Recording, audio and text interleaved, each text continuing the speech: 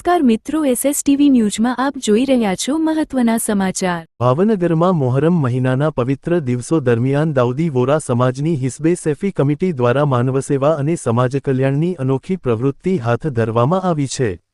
મોહરમના 10 દિવસ દરમિયાન સૈફી કમિટીના સભ્યો શહેરની વિવિધ સરકારી શાળાઓ તેમજ સ્લમ વિસ્તારોની મુલાકાત લઈને બાળકો અને જરૂરિયાતમંદ લોકોને નાસ્તો અને ઠંડા પીણાનું વિતરણ કરી રહ્યા છે।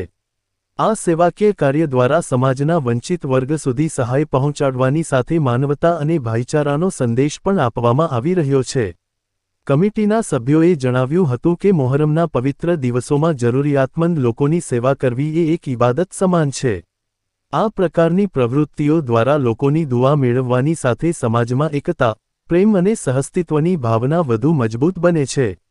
દાઉદી વોરા સમાજની આ સેવાભાવી પહેલને સ્થાનિક લોકો દ્વારા પણ આવકાર મળી રહ્યો છે અને સમાજના અન્ય લોકો માટે પ્રેરણારૂપ બની છે।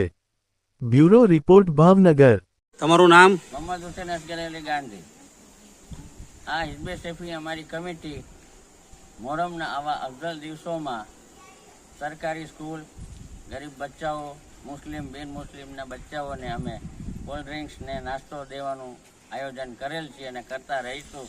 બસ તમારી અમને દુઆ જ જો કે આ રીતે અમે કામ કરતા રહીએ ને અમારી મૌલાની ખુશી હાંસિલ કરતા રહીએ।